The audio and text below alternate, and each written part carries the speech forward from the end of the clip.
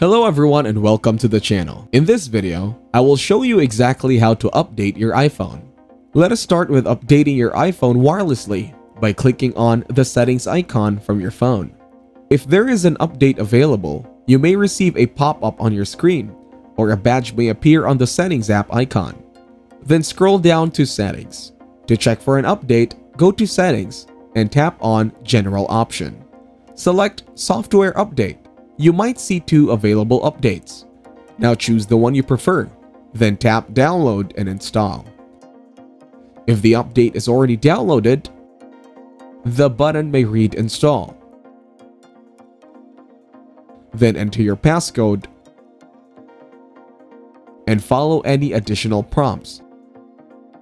Your iPhone will restart once the update is complete.